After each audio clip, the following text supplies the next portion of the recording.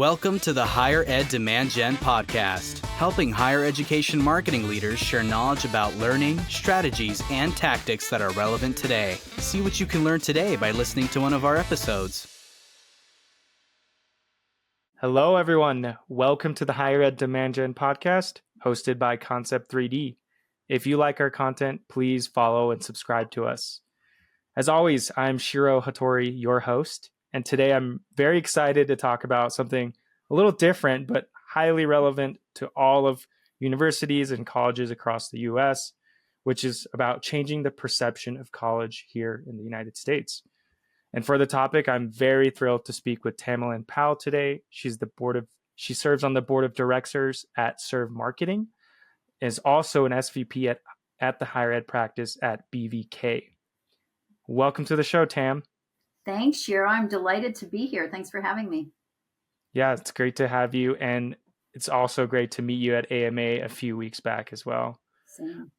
I do ask all my guests this, and I know you were prepared for this. So can you tell us what you love about higher ed? Yeah, I've been thinking about this. I love that you use that as your icebreaker. Mine is a little bit of a different answer that you probably don't have before, but I was raised in a military family. My dad was active duty Air Force, so we moved every 2 to 3 years while I grew up. And so I was in a lot of different college towns, and the vibe of higher education and the pride around that was something that was always interesting to me, even as a little kid.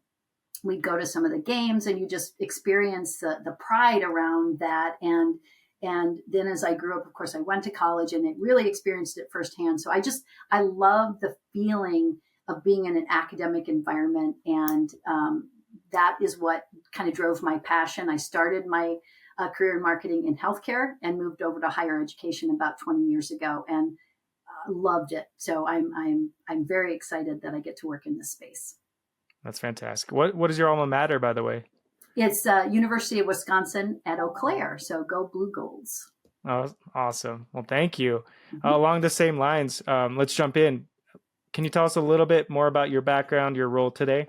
Yeah. So I have been in marketing for, I hate to date myself, but I've been at BVK for 27 years and I was in marketing about 10 years before that. So I've been doing this for a minute or two.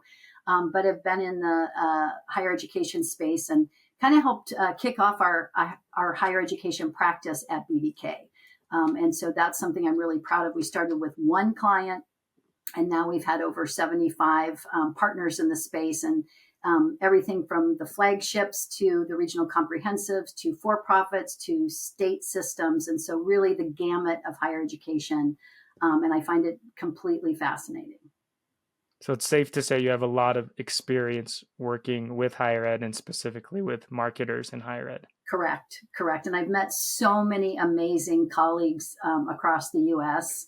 And while we all kind of have the same issues that we're trying to tackle, everybody's kind of solutions to those are a little bit different depending on what's going on and how well they're known as a brand and so on and so forth. So it's really fun for me to get in there with my client partners and roll up our sleeves and dig in and find out, kind of what their perception is and how we can help them change that and accomplish the goals that they wish to accomplish.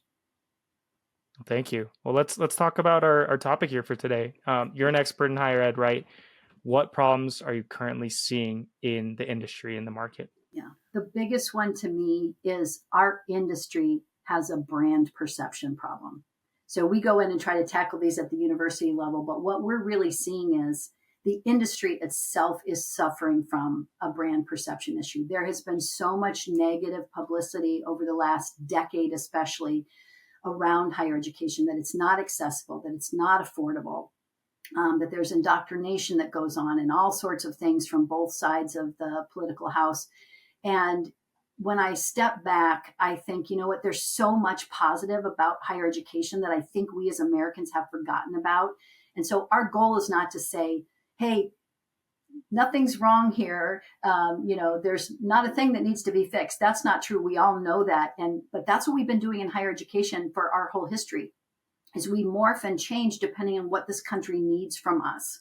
If you need, more land grant kind of institutions, things that solve those kinds of problems, we did that. And then we turned into, an industrial age problem solver, or as GIs came back from the war, how do we indoctrinate the soldiers back into American lifestyle and an ability to earn money? So we've morphed as an industry over the years as we need to. And now we're in this knowledge-based society, right? So what are we doing to prepare people for jobs that don't even exist yet? How are we doing that? And so there's so much positivity, and I really want to focus on that. And we are the great nation that we are because of the great higher education infrastructure we've had in our country. And I don't want to see that go away. And I feel like it's in jeopardy of being chipped away at by all this negative discussion. Yeah, and I know that you came up to me with your coworker or colleague at AMA, and you told me this pitch, and I was very interested at the start because we all talk about the enrollment cliff. Right. What it's going to be 2025 by the time this episode goes live. That's 1 year from the 2026 enrollment cliff that I've been hearing about, for and now many. We're hearing it's going to be steeper than they thought it was going to be. But even before that cliff, Cheryl, the problem I'm seeing is right now there are fewer high school graduates that are even considering going to college because of this negative narrative. They're saying it's not worth it for me. And that's the part where we have to stop and say, college isn't for everybody, but the benefits of it are for everybody. And we need to remind people of that. So this is not a prospective student initiative that we're embarking on with this effort. It's really a way for us to band together as an industry and tell a strong, consistent story of the benefit and the impact of higher education across the United States. And we would all benefit from that individually as individual universities or state systems. And so my goal is just kind of getting us all together to kind of sing out of the same hymnal, if you will, so that we can start to kind of chip away at that negative perception that has been achieved. Absolutely. And this is changing the perception of all of colleges, universities across all of US. Correct. Which I think talking about the enrollment cliff takes a more of a centered approach from our university needs to increase our enrollment versus our whole country needs to change the perception. So, but if we change the perception as a nation, it will make it easier for the colleges to go in and say, okay, now that you feel more positively about potentially going to college, now here's why my college would be good for you, or my university. We use that term kind of loosely to cover all higher education, whether it's 2-year, 4-year tech, whatever. We're just calling it quote unquote college, because people don't say, where are you going to university? They say, where are you going to college? And so we sort of adopted that as our nomenclature for all the things. Mm-hmm. And I believe you shared some metrics with me, some studies that I think you said that there's a 33% decline in the perception of value in higher ed. Correct. And it's going in the wrong direction. And unless we band together as an industry, it's going to continue going down. And that's not what we need, especially with an enrollment cliff coming. And this kind of endeavor is more important than ever with a new administration coming in and being able to kind of reframe the narrative for that administration. And I know that there are efforts at the federal level to try and increase funding for public higher education across the United States. And this campaign that we've created is in lockstep with this report that's coming out from the Council of Higher Education as a Strategic Asset, also known as HESA. And so they're going to release a report in February that is very much in line with what we're trying to do. And we've worked with their commissioners to say, okay, well, you're talking to lawmakers and we need to talk to general citizens with this same message. And that's what this campaign is designed to do. Amazing. And I know you mentioned high school graduates a little earlier. I did recently see an article published by Western Interstate Commission for Higher Ed. It was very timely, but it shows projections for high school graduates by state in the next decade. Yep. And so if you're curious to learn, how your state may be impacted by these projections, I would definitely check this out as a resource. And that's a really good one. I saw that too. The other one, Cheryl, that caught my attention was recently, and I'm sorry, I've forgotten who put out this study, but it was basically that while the number of students going to college has gone up like 1 or 2% finally since the pandemic, the number of freshmen or first year students has gone down by 5% nationally. That again is this value proposition that we're talking about. That's telling us that high school graduates don't see the benefit of going to college the way they used to, that it's not worth the investment. And that is something we really need to think about. Yes, amazing. Well, I know that you're currently working on something to help address this issue, this nationwide issue. Can you tell us more about the Proud Sponsor of College campaign? Yes. So as I've been on the board of directors of Serve Marketing for about 20 years now, and it's our sister agency. It's a 501c3 agency. And what we do is we do great work for social causes. Things like, Shaken Baby, teen pregnancy, gun violence, things like that don't have a lot of money, and they're really sort of negative stories to tell, but we really need to make a difference in some of these areas. And so I got to thinking, we really need a public service campaign for college that really rebrands the industry in a way that reminds people of the impact and why it's important to support all of our institutions, public, private, 2-year, 4-year, all of them as a nation, and why that's critical. And so I went to my boss and said, hey, I really want to do this. Can I get a team together, and can we make an agency investment and go forward to create a campaign like this? And he said yes. And so we've been doing that for about a year now. January of last year is when it kind of got going. So we treated college as our client, all college, right? Not one particular college. And we do what we do. We did discovery. We wrote a strategic brief. We, downloaded the creative team, and they came back with some great ideas.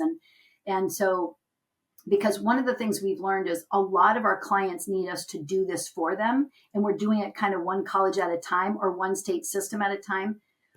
But what I started to notice, Shiro, is that they knew what they needed to say, but a lot of times they were nervous to say exactly those things because of the tightrope we have to walk from a political standpoint, right? And so this campaign is meant to be a politically agnostic message. Like, no matter what side of the fence you fall on, we all need to agree that higher education is something we need to support, right? It's like babies and puppies. You may not want a baby or a puppy, but you don't want anything bad to happen to babies or puppies. So that's kind of the line we're trying to walk here.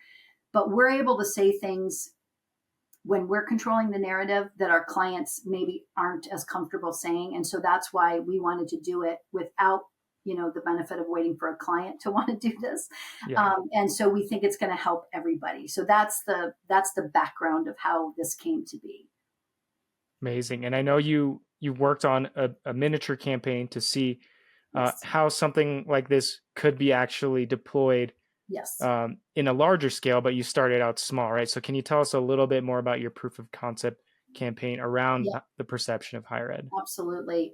So we created what we call an anthem video. That's the thing we always like to do as an agency, to show people what a brand could look and feel like, right? That video is the best way to do that because it's got words and music and imagery, and it makes people feel things. And so we created an anthem that we call Proud Sponsor of College. And we talk about all the different impacts in the United States of America that are brought to you by people who went to college. And again, this is not meant to be a prospective student campaign. This is about our target audience is really 35 to 64-year-olds across the U.S.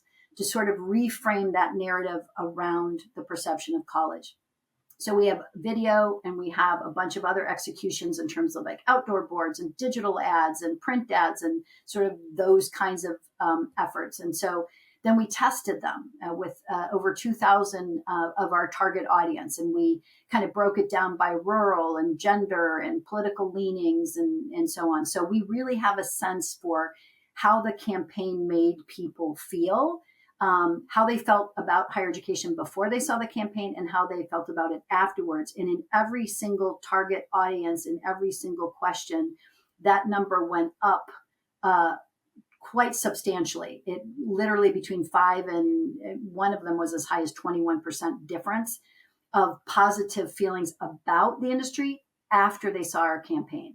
And we were like, whoa, this is great. And so we're very excited because we think this message will resonate with our key target audiences and really help support the efforts of our individual institutions and states in regards to getting more folks to go to college.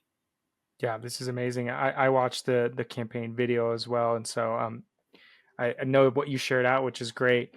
And, some of the questions I had when you first told me about this project you're working on, which is proud sponsor of college at AMA, actually was who do you expect to help fund this campaign, right? Who are you looking for? Yeah. And you can answer that right now. Yeah, if great like, question. Yeah. So there's kind of two levels, right? So we're looking for endorsers in the higher education space. So individual universities and key organizations that look at this and say, yes, we are behind this message. We like what it is, and we're going to give you our logo to put on your microsite to say, yes, we're behind this. So that's one. And if they want to share our materials on their socials or any paid media that they have, we will gladly provide them with those assets to do so. Mm-hmm. So that's one aspect of it. But to really make a difference and get this, out to the entire United States of America, we need a substantial amount of media dollars to buy paid media for this. And so we're hoping to reach some corporate sponsors who have social responsibility initiatives around higher education. They support that. It's a passion project because they need people with college degrees to hire, right? And so they will benefit from having a more educated, citizenry from which to choose, right? So we're developing sort of that list of, who those companies might be who have higher education kind of focused efforts. And we are in the process of reaching out to them one-on-one to say, is this something you could help us support and give us money to help get this out into the ether in terms of letting our target audiences see this across the U.S. So I've never done anything like this before. So this is, something we're doing as we speak, and we're making some progress. We have a couple of key potential partners that have shown some interest, and we're talking with them. There's some key endorsers that we're talking with that I'm very excited about, that are leaders in the higher education space that are behind this. The commissioners at HESA have seen it, and they're behind it. And so I'm feeling like this is going to take off, and this is something that's going to happen hopefully starting in Q1 in 2025. That's my goal, to get this going in Q1. That's fantastic. And I'm very interested about this and learning more about the project and seeing this through. And I think this is a very interesting piece of higher ed because unlike the corporate or private sector, which if you have a competitor, typically like you wouldn't go in on a campaign like this, but this is a net benefit for all of higher ed, especially given the projections that we're seeing in high school grads, population growth, perception, all these things. And this effort will benefit everyone. And we're a bunch of marketers, right? You talked about AMA. We were just there with all these, amazing, smart people who work all across all different kinds of institutions. And everyone is trying to do something individually around not only their brand, but that value proposition of their brand, right? So I'm just saying, look, guys, we could do this better if we all lock arms on this and do this part together. And then you could go in and do your good work, because there's, almost 4,000 colleges and universities across the United States. And what we all do is at parity, right? We educate people. But how we do it is maybe a little bit different, but why we do it is where those brand differentiators come into play. And so that still stays. Your brand is different than somebody else's brand for a variety of reasons. So that competitive thing isn't always what it seems to be, right? There are times when you think, you know what? Prospective student is going to go to a place where they feel like they belong, that they can see themselves. It's either your institution or it isn't. And so just being your authentic self and putting that out there will help attract the people who should go to your school versus somebody else's. So this initiative is designed to just get people to think more positively and consider college at all. And so that's the goal of this. Yeah, and I love talking about future states. So let's say you find the partners you need on both sides, right? On your 2 points there, you get your investors. How could a campaign like this and changing the perception make higher ed more accessible for everyone?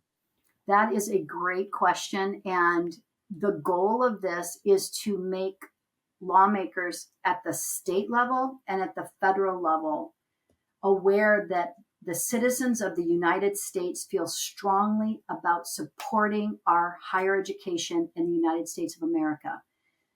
And that is how we can make it more accessible to people. It has to be more affordable, period, end of story.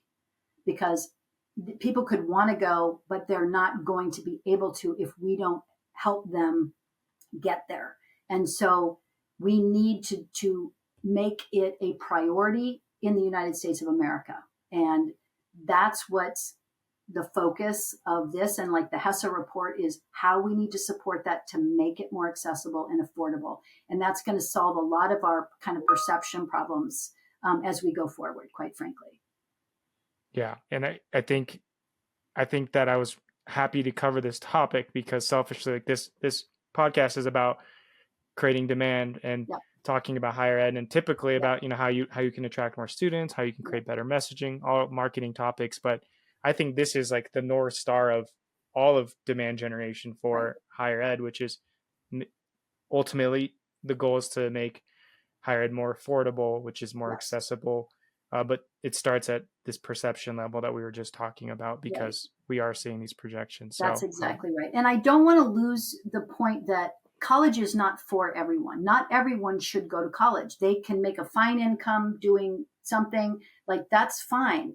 Mm-hmm. But the point is, as a nation, we're at risk of losing our global competitiveness if everybody didn't go to college, right? And we wouldn't have teachers for our children. Whether you go to college or not, you need teachers, you need plumbers, you need doctors and nurses and some of the innovation that comes out of the research that institutions do. And so whether you go to college or not, you benefit from the impact of people who do. And that's where we want to live with this campaign. And if it causes more people to consider college, fantastic. If it results in our legislative groups saying we need to support this, even better. Like we need to get behind this as a nation. Yeah, it's very interesting. I know earlier you said key audience or audience targets, and you mentioned this isn't a prospective student campaign, right? Tell us a little bit more about who the audience actually is and who you're trying to change perceptions of. Yeah, so it's really the average citizen. And while we can't cover everybody in the United States, I mean, it's basically everybody in the United States, but when you think about a strategy, we need to narrow that down a little bit more. So we talked about it in terms of like key influencers, right? 35 to 64 men and women in the United States, because they're parents, they're workers, they own their own business, they're voters, like, they help guide, young people who are trying to make their decisions. So we focused on this audience because we just physically can't, that's going to be really difficult to do if we're trying to literally speak to everybody. So that's why that's our target audience. But we wanted to make sure that our research kind of took a deep dive and looked at folks in, rural areas and whether you're liberal or conservative, if you have a college degree, you didn't, because we know that this perception issue is not equal, right? Rural areas get hit harder than urban. Political parties, if you're more conservative, you tend to think less of higher education. And I'm speaking in broad strokes, of course. Mm-hmm. And men have a more difficult time with it than women in terms of like, what is their perception and how many are going to college. And so people with or without a degree, we wanted to understand, if you don't have a degree, do you think negatively about people who do or getting a degree? And so our research kind of covered all that, and all of the audiences, their perception improved after seeing this campaign and the impact. And I think part of that reason, Shiro, is a lot of the campaigns that have been out there to date have really focused on the personal economic impact on the person who goes to college, like i.e. you'll earn more in your lifetime. And that's only one small piece of the puzzle. And ours goes deeper into that. It's about the economic prosperity that we enjoy as a nation, whether you have a degree or not. It's about a skilled workforce. It's about a functioning democracy.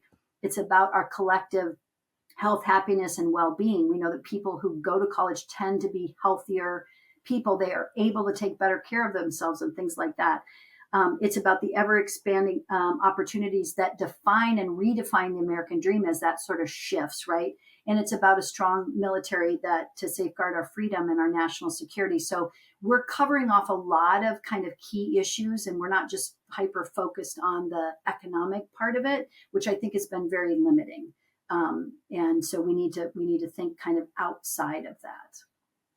Absolutely. I mean, this is extremely fascinating for me, and I think also for higher ed, I think it's going to be extremely helpful. So, well, and I listened to Dr. Matthew Gann that you had on. Yep. And one of the things, and he's Tennessee Board of Regents, I believe, Correct. is his background. He had a couple of really key notes that I wanted to kind of hone in on. One was the role of reputation management in higher education and how important that is.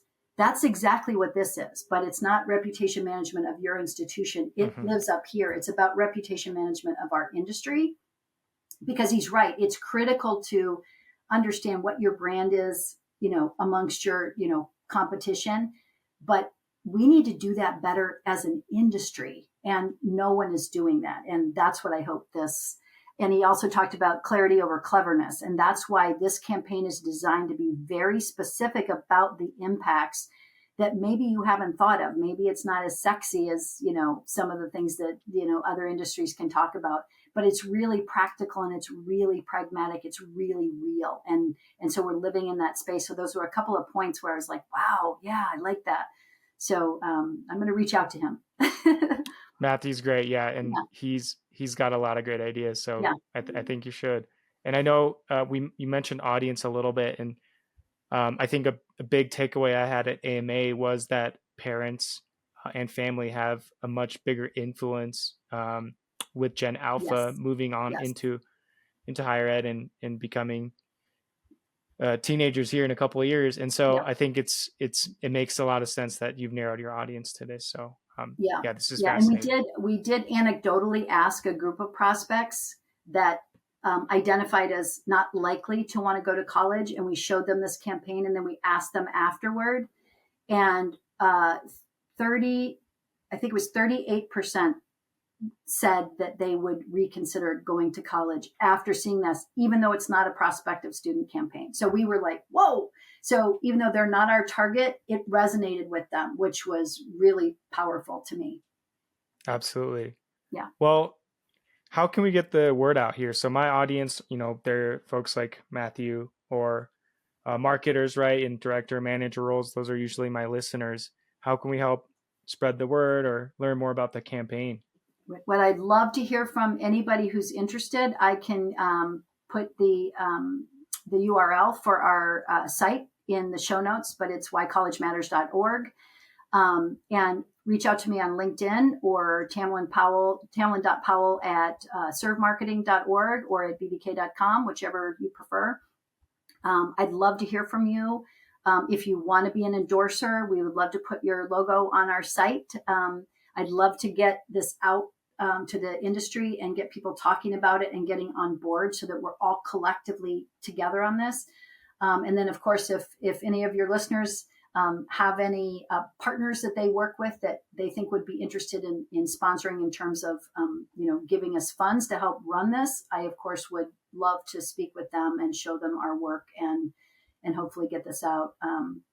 So we have our production partners, Bowstring Studios, and we're in the process of trying to pull this campaign together with no money, but we need to be able to run it, and we'll need some dollars for that. Well, thank you, Tam. This is an exciting project. I'm really excited to see this take off in the new year. So thank you so much for your time. Thank you for having me. I've really enjoyed it.